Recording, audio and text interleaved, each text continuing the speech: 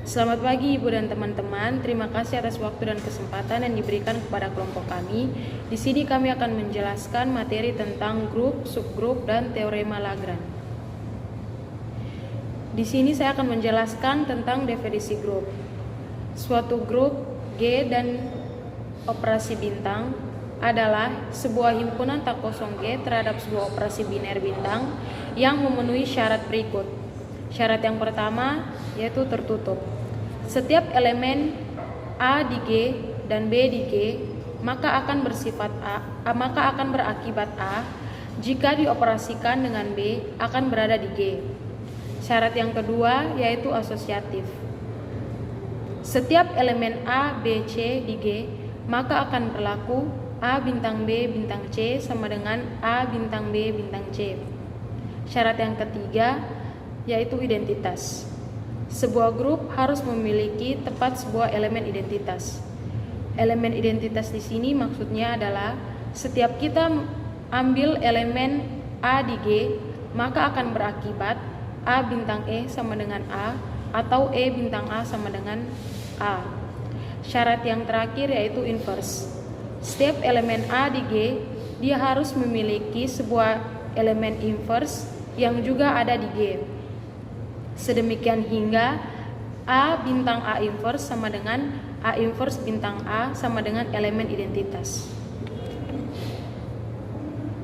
Berikutnya saya akan menjelaskan tentang sifat-sifat grup. Teorema yang pertama, suatu grup G hanya memuat satu elemen identitas.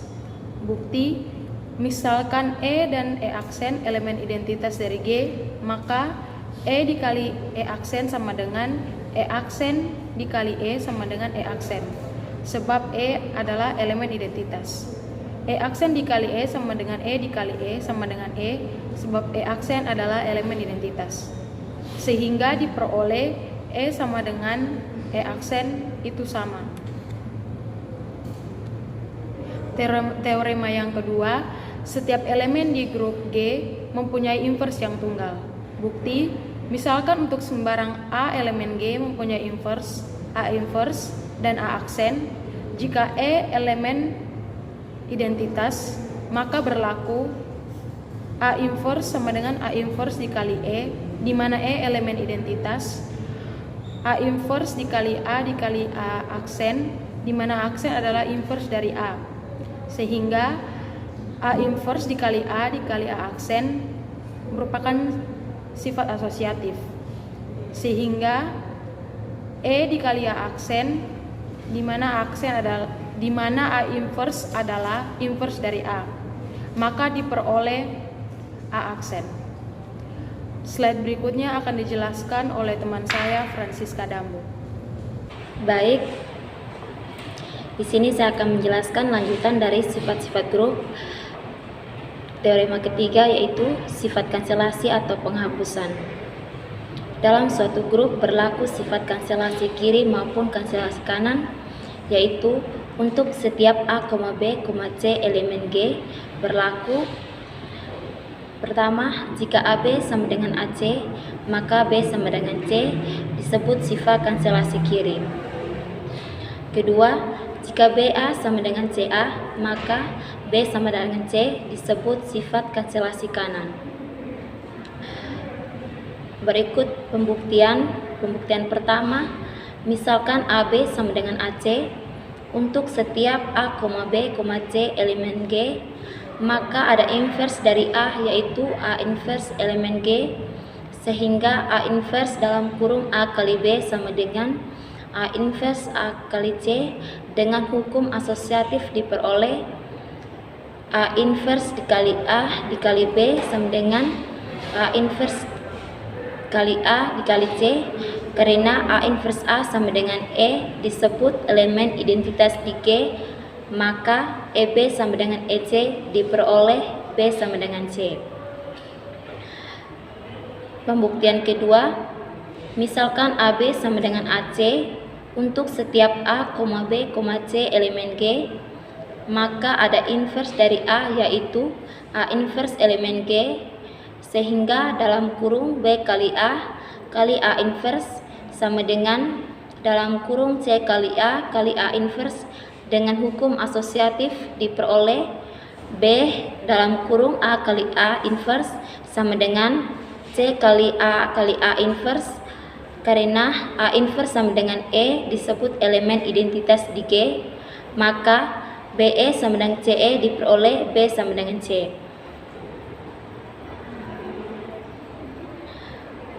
Berikut teorema keempat. Jika G suatu grup, maka untuk setiap A, B elemen G, persamaan linear kiri AX sama dengan B dan persamaan linear kanan Y kali A sama dengan B masing-masing mempunyai penyelesaian tunggal. Berikut pembuktiannya. Misalkan untuk setiap A, B elemen G berlaku AX sama dengan B, karena A elemen G maka ada A inverse elemen G, sehingga diperoleh A inverse dikali AX sama dengan A inverse B, A inverse A dikali X sama dengan A inverse B disebut sifat asosiatif EX sama dengan A inverse B. Jadi A inverse B adalah penyelesaian dari persamaan AX sama dengan B. Selanjutnya akan ditunjukkan bahwa penyelesaian itu tunggal. Misalkan X1 dan X2 keduanya merupakan penyelesaian dari persamaan AX sama dengan B, maka berlaku AX1 sama dengan B dan AX2 sama dengan B, sehingga diperoleh AX1 sama dengan AX2. A inverse dikali AX1 sama dengan A inverse dikali AX2. A inverse kali A kali X1 sama dengan A inverse A dikali X2. Selanjutnya EX1 sama dengan EX2, sehingga diperoleh X1 sama dengan X2. Jadi penyelesaian dari persamaan AX sama dengan B adalah tunggal. Berikut teorema yang kelima. Untuk setiap elemen A dan B di grup G berlaku. Pertama, A inverse dalam kurung A inverse dipangkat inverse A inverse. Baik, saya Jessica Maharani Baluk akan melanjutkan contoh soal. Yang pertama, tentukan apakah himpunan 2Z sama dengan 2N, di mana N elemen Z, terhadap operasi binar bintang, yang didefinisikan A bintang B sama dengan A plus B untuk setiap A, B elemen 2Z merupakan grup. Nah, penyelesaiannya yang pertama kita menggunakan uji sifat asosiatif. Nah, ambil sembarang A, B, C elemen 2Z, misalkan A sama dengan 2X, B sama dengan 2Y, kemudian C sama dengan 2Z untuk suatu bilangan bulat X, Y, dan Z. Maka kita dapat A star B dikali C sama dengan A plus B ditambah C sama dengan 2X plus 2Y plus 2Z. Nah, sama dengan 2X plus dalam kurung 2Y plus 2Z sama dengan A plus dalam kurung B plus C sama dengan A star dalam kurung B star C. Yang kedua, kita menggunakan uji identitas. Nah, klaim 0 sama dengan 2,0 merupakan unsur identitas pada 2Z terhadap operasi bintang. Nah, buktinya ambil sembarang A elemen 2Z, misalkan A sama dengan 2X. Untuk setiap bilangan bulat X, maka A star 0 sama dengan A plus 0. Nah, dimana A ini kan sama dengan 2X, berarti A plus 0 sama dengan 2X plus 0 sama dengan 2X sama dengan A. Dan 0 star A sama dengan 0 plus A sama dengan 0 plus 2X sama dengan 2X sama dengan A. Nah, ini terbukti 2Z memiliki unsur identitas terhadap operasi bintang. Kemudian kita menggunakan uji inverse. Kita klaim untuk setiap A elemen 2Z, di mana A memiliki inverse terhadap operasi bintang, yaitu inverse dari A sama dengan minus A.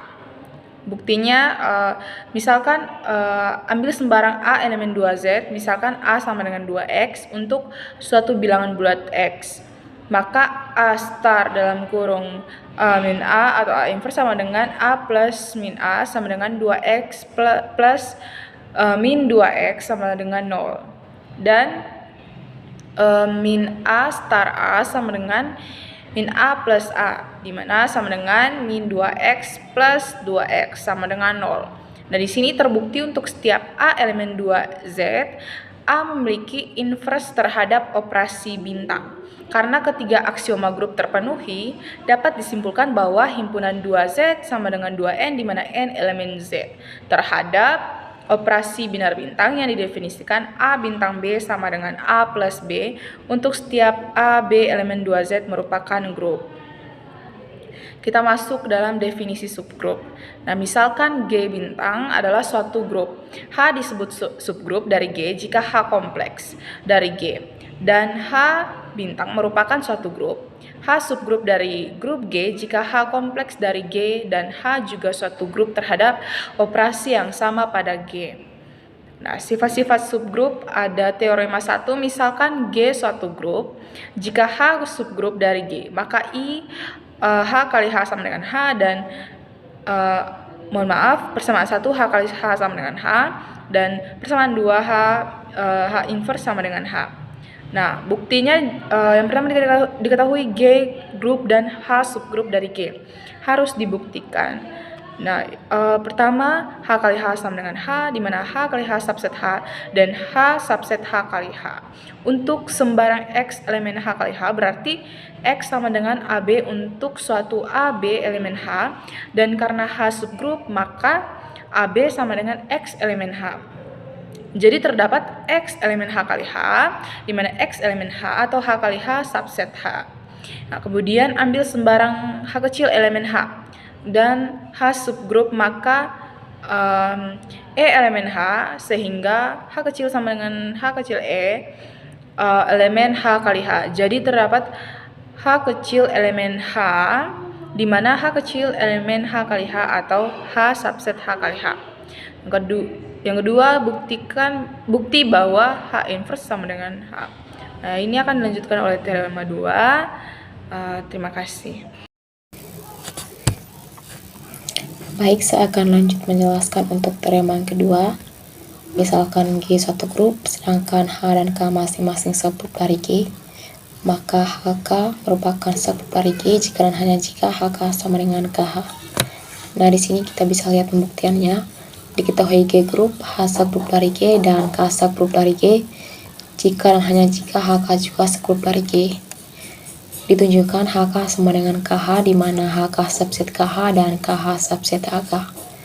Langkah yang pertama, menurut teorema 1, sifat yang kedua, HK subgrup maka HK inverse sama dengan HK.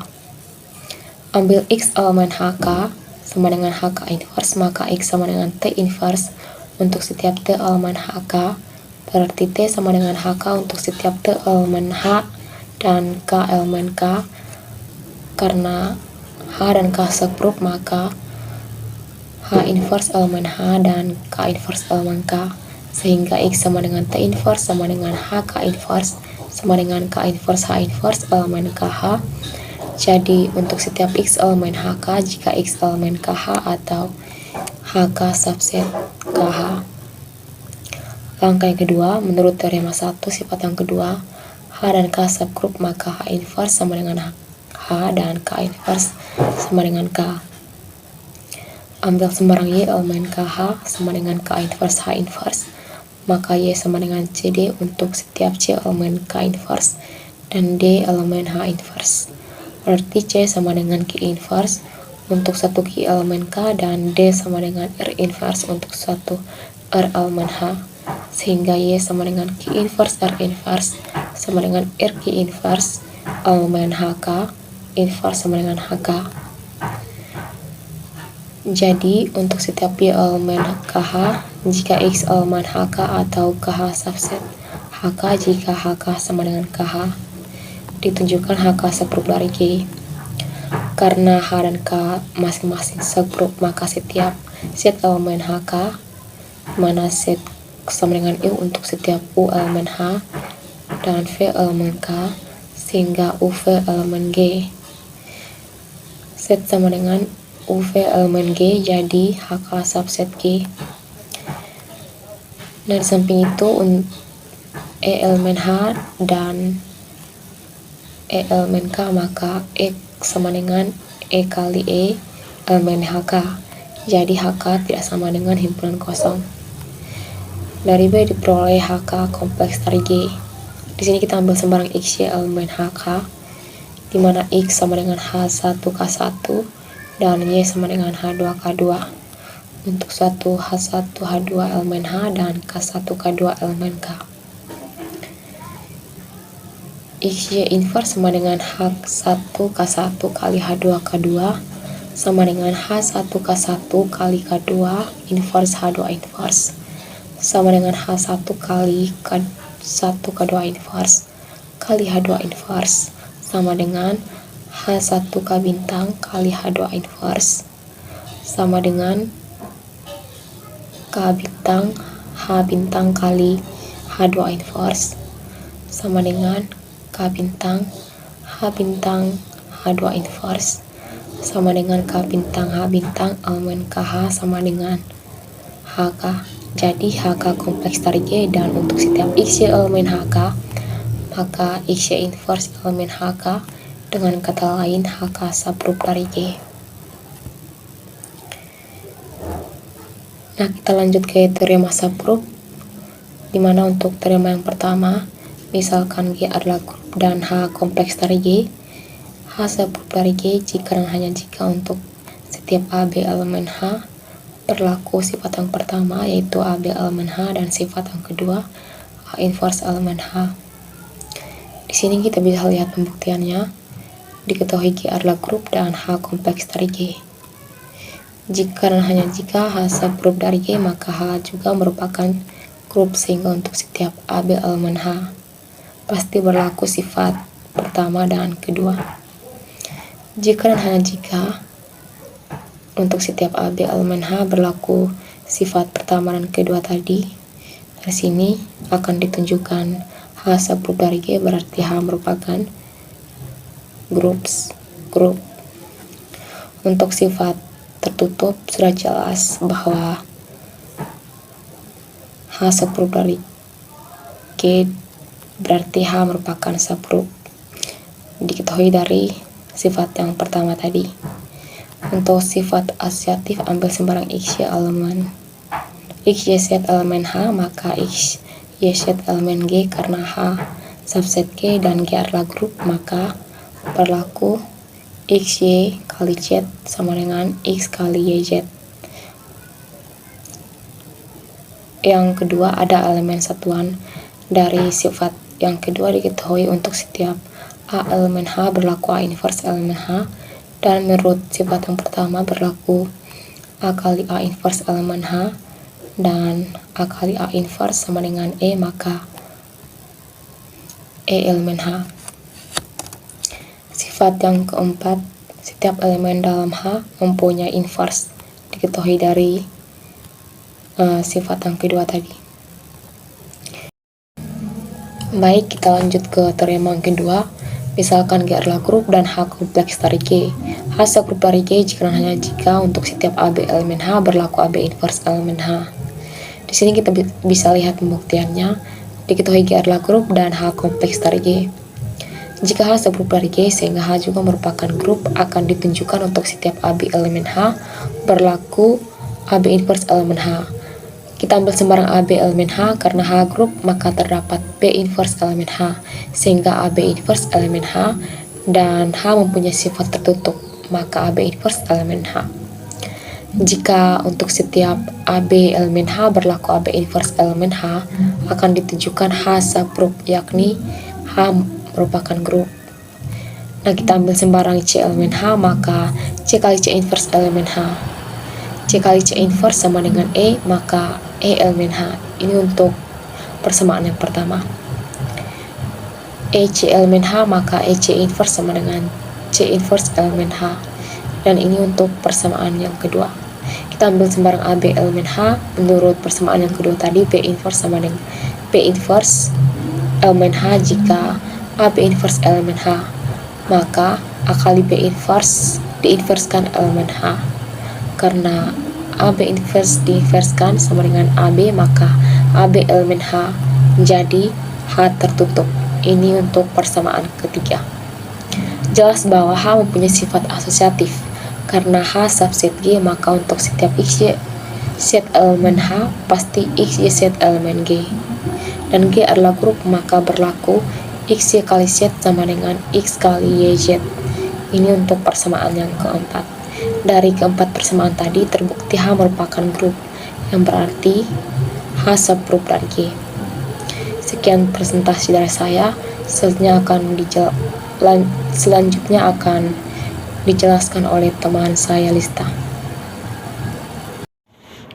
Baik, di sini saya akan menjelaskan tentang teorema Lagrange. Diberikan H subgrup dari grup berhingga G, maka order dari H membagi habis order dari G. Ditulis NS membagi habis NG.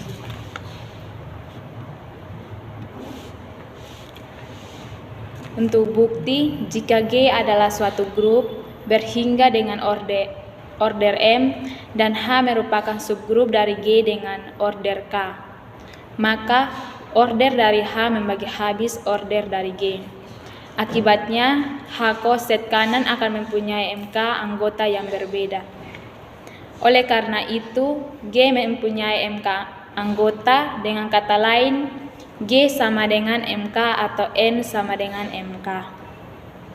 Jadi, E membagi habis N, ini berarti H membagi G. Karena N sama dengan MK, maka N per K sama dengan M. Akibatnya, indeks subgrup dari grup terhingga membagi order grup tersebut. Contoh yang pertama, S sama dengan 1, 2, 3, 4, 5, dan 6. Dengan operasi perkalian, modulo 7 membentuk suatu grup. H sama dengan 1, 2, dan 4. Dan D sama dengan 1,6. Terdapat operasi perkalian modulo 7 merupakan subgrup dari S koset-koset kanan. Dari H dalam S adalah H1, H2, H3, H4, H5, dan H6. Dengan H1 sama dengan H2 sama dengan H4 sama dengan H, dan H3 sama dengan, teman-teman bisa lihat yang telah dipaparkan di slide berikut. Jadi banyaknya koset kanan H, dalam G ada 2 atau IG H sama dengan 2. Nampak bahwa NH sama dengan 3 dan NT sama dengan 6, sehingga ITH sama dengan 18. Baik, sekian dari kelompok kami. Terima kasih.